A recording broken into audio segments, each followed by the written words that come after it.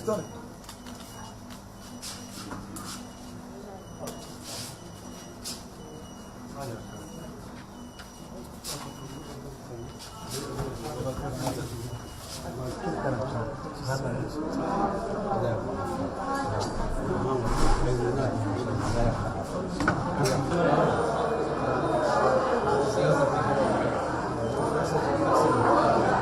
God bless you. You are the only people whom we have.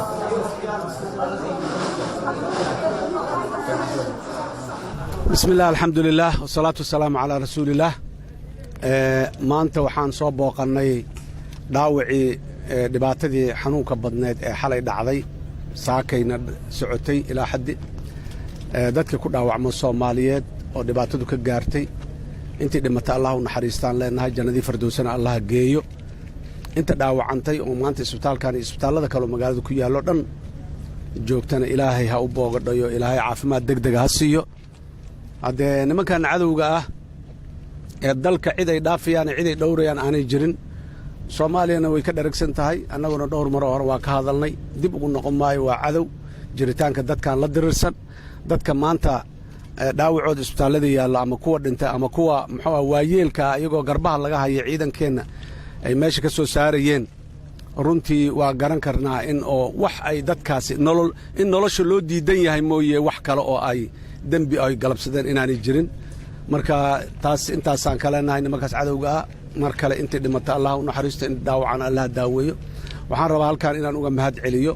ciidamada geesiyiinta ah ee Soomaaliyeed ee amniga dalkani ummadan ku howlan oo qaarkood oo dhaawac yihiin oo maanta dhaawacooda halkaan qaarkood aan ku aragnay qaarkoodna isbitaalada kale dhaawacooda uu jiro oo runtii yaani waxa ay sameynayaan yaani nafhuris aan caadi ahayn ay tahay waxaan leenahay waa mahadsantihiin Ilaahay adii ka abaal mariyo waxa wax ugu fiican oo qof bini aadana iyo hadiyada ugu fiican oo qof bini aadana uu bixiyo waa naftiisa inuu bixiyo naftooday bixeen wiilashaas duruufo adag waliba ayagoo ku sugan waxaan leenahay muxuu ahaay Allah idin barakeeyo muxuu dadaalkiinana Ilaahay hal jiro kuwii cadowga ka guuleystana mar walba Allah idin ka dhigaan leenahay inta kadib shacabka Soomaaliyeed waxaan leenahay hal loo midoobo hal loo soo wada jeesto dagaalka nimanka nabadiidka cadowga ee ku faanayo annaga dadkii laynay annaga dadkii dilnay annaga daarihii duminay annaga sumcadda Soomaaliya iyo magaca Soomaaliya ay leedahay hoos u dhignay annaga muxuu dadkii muslimiinta ahay oo maxaan ku iraaday qaarkood waa huba intii dhimatay qaarkood ayagoo weesa qabo dhintay cishii u diyaar garooba ama cishii soo dukada dhintay yaani waxaan leeyahay ummadda Soomaaliyeed ay war fahma oo wax garta oo dadkan loo midoobo tani siyaasad ma aha diin ma aha cadow kale dibadeed ma aha war waa dad isu soo bahaystay in ay jiritaankiina la dagaalamaan waxaan leeyahay intaas ayagana waxaan leenahay wiilasha Soomaaliyeedow meelahaas muxuu ahayd jirow saaki meesha ku dhamaaday ku dhintay ayagoo dagaalamayo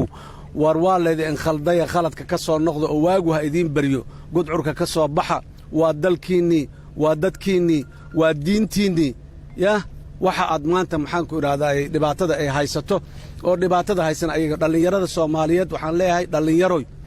kuwaasi inay dadka dilaanay dadka dulmiyaan dad diinta meel uga dhacaan oo dad deegaanka dumiyaan waa kuwa u dhaqaaqay intaas waana in yaro aad iyo aad u tiro yar inta soo hartay oo dhalinyarada Soomaaliyeed ee hadda garbeyga taagan iyo kuwana dhageysanayo ama na daawanaya waxaan leenahay war u istaaga dalkani dawlad xoog leh oo dhalata oo dadku raali ka yihiin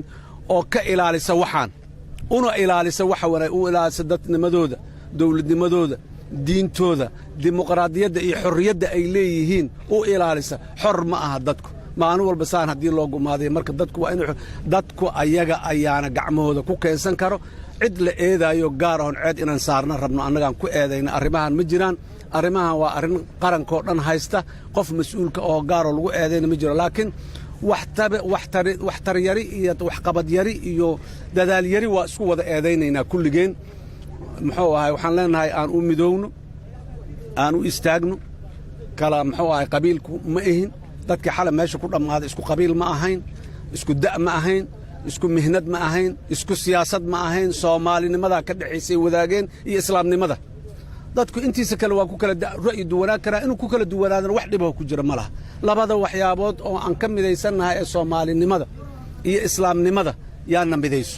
waxaa ka soo haro qof walba madaxiisuu xor u yahay caqligiisuu xor u yahay ra'yigiisuu xor u yahay waa wuxuu qabo aaminsanaan karaa laakiin jiritaankeenna caqiidadeenna iyo dalkeenna iyo ilaalinta diinteenna iyo dadkeenna waaye waxa maanta su'aashu ka taagan tahay kanuu aaminsan yahay kaanuu aaminsan yahay iyo hebeluu taageersan yahay iyo hebeluu diidan yahay ma ahan marka waxaan leeyahay dadka soomaaliyeed mar kale walaalayaal baraaruga